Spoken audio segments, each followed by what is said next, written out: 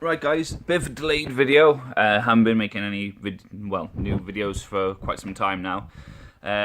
Just been concentrating on a lot of other things. Where we're at is I'm about 3 months to 4 months completely off everything. Done my PCT. Found that the HCG was quite easy to get to grips with once you can work out IU levels. The only kind of negative thing that I can even attribute to this whole thing is I have had a breakout of like post cycle like spots and zits and so on. My back was a lot worse, but it has got a little bit better. A bit of scarring still left, but predominantly, with a bit of time, it's got a lot better. It's not happened quick enough for my liking, so I have been doing a fair amount of research into a product called accutane or Roaccutane. The general consensus of this drug is that it dries the oil membrane and pockets underneath your skin, and with prolonged low-dose usage can potentially eradicate any further issues that you may have in the future with that. I mean, obviously, you're still going to have the odd one or two breakouts, but nowhere near, just a random one here and there. So yeah, I've been looking into that. I have seen and heard of a few horror stories, one from a good friend of mine, where he actually tore his pec just by doing 10 kilo dumbbell flies, purely for the fact of is that this drug will affect the water sources within the muscle and the joints and so on. It didn't help the fact that he was training the day after a night out, so obviously with the alcohol, he was going to be slightly depleted of water reserves anyway, and that's why he thinks, and I think it probably happened. It's still, something to keep an eye on. I mean, if you are going to be using this product, then obviously my suggestion is drink as much water as you can handle, maybe a little bit more if you can. And listen, really, really try and tune into what your body's trying to tell you. So if you want to continue to lift heavy, yeah, that's not a problem. But if you start to get areas, say now you're doing deadlifts, and you find, not so much the muscle, but your knees are aching, or your hips are aching, or so on, maybe it'll be worth your while, maybe just stepping back a little bit, either changing the exercise or bringing the weight down just while you're on the product, so it kind of safeguards those particular areas, and obviously warming up thoroughly will obviously help your situation in the gym.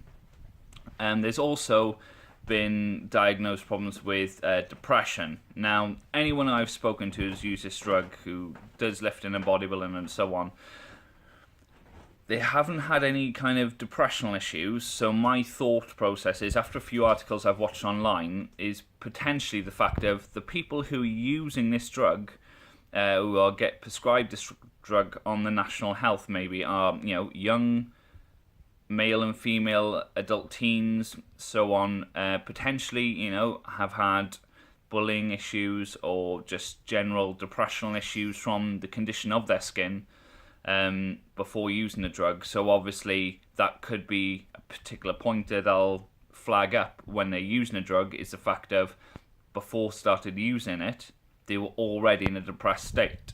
So it could be linked that way. So I'm probably going to be running 20 mg, which is normally a tablet, every day. I'll run it. All depends on my progress with my skin. I mean, the best results I've heard is at a low dosage, between 4 and 6 months, continuous usage, but a very low dose.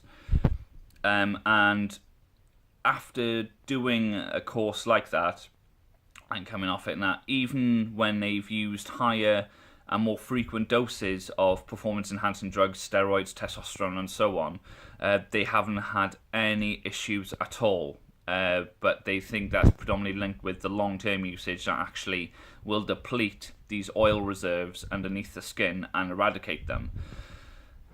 I have been told that if I have got any existing issues, that potentially while in the kind of beginning to middle stages of using Roaccutane or accutane, that my potential issue may get a little bit worse. Refrain from squeezing, refrain from bursting or popping or so on, and keep very high maintenance and hygiene.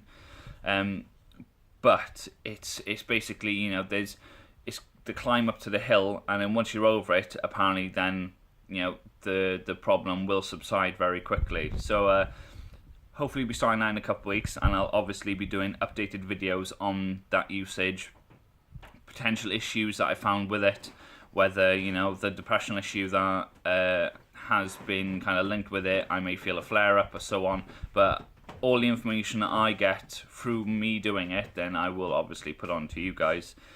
So the main thing to remember is do your homework, do your research, look at, and talk to people that have used the product, but keep in mind that, they may give you a very one-sided opinion.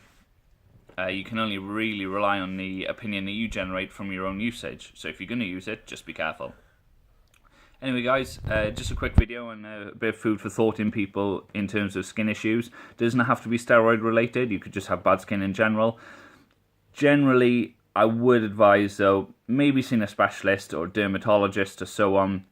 Have a word with them, get their thoughts, because, they're the kind of specialists that actually know what they're talking about.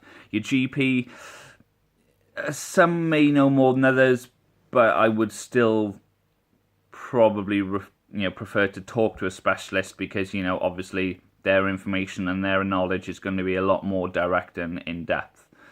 Anyway, guys, hope this helps.